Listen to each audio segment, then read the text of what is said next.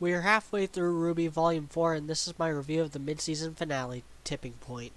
If you haven't seen the episode yet, you may want to before watching this review. This episode is a good meter of which to measure an episode of RWBY. On one hand, it embodies everything that people love about the show. It has good character moments, some exploration of the world, a thrilling action scene, great music, and top-notch voice acting. On the other hand, it falls into the same pitfalls as previous episodes. So, for the sake of getting all the negativity out early, let's talk about why Miles and Carrie aren't good writers. There's simple things like continuity and cohesion that they just don't get. I could pick apart all the retcons and errors, the mixed messages, the lack of narrative through lines, but I'll save that for Fat Man Falling.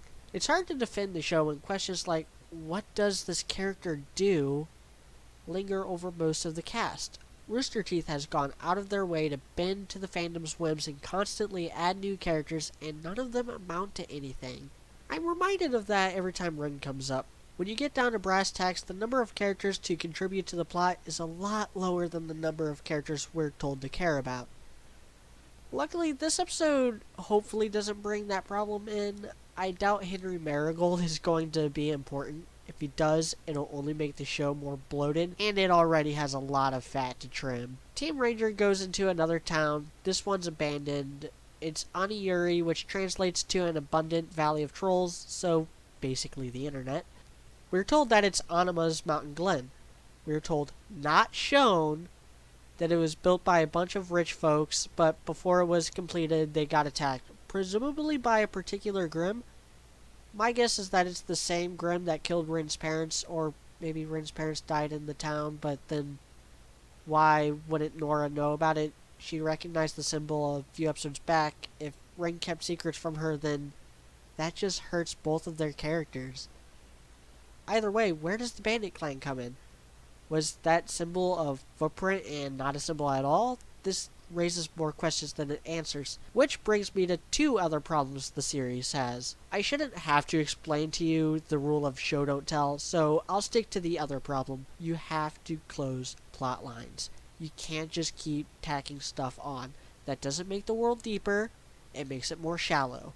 And all it does is break your cohesion. Like I said, there's a lot of fat in this series, which is why I think it should just drop all the pretense and just become a Freak of the Week show, with Salem and her gang playing Legion of Doom as a way to keep creating these scenarios.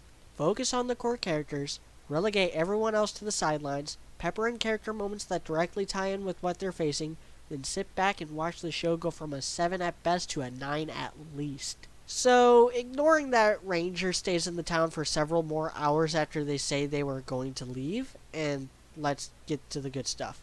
Because this episode, on the whole, was probably better than the last mid-season finale. I'll admit it was off-putting hearing Casey Lee's voice from Weiss. Last time this happened was in the White trailer, and that song was in a much higher octave.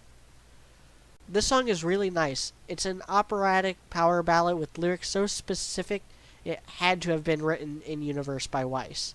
I appreciate the accuracy of the fundraiser. People act like real people. Not only that, but they act like real rich, snobby people.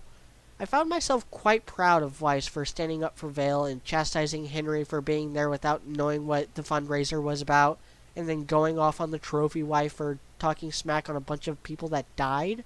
By the way, what does proper kingdom defense mean for Atlas? Because the whole kingdom of Atlas and Mantle was built just because the Grimm got cold. It was also a nice touch to have Weiss summon a Borbotusk, presumably the one she fought in Volume 1. It's also good that Ironwood was the only one who came to her side, one of his consistent character traits being empathizing with people who have gone through trauma. I'm worried what Jacques is going to do. I don't think he's one to get physically abusive with his kids, but Weiss seems like the kind of person that would prefer that. I also see Winter or Klein, or perhaps her still unseen mother, aiding her.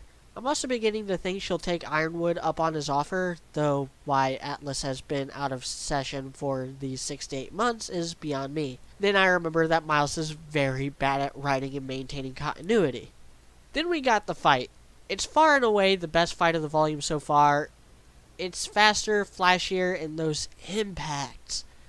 There are at least 3 instances in this fight that I audibly felt it. I'm also ecstatic that they went with the Zealot route for Tyrion's personality. At first, I thought he was just crazy for the sake of being crazy. I expressed those concerns in my review for the first episode. I was worried that he would end up like Jared Leto's Joker, which, need I remind you, was freaking awful, and one of the worst adaptations of a comic book character in a year full of them.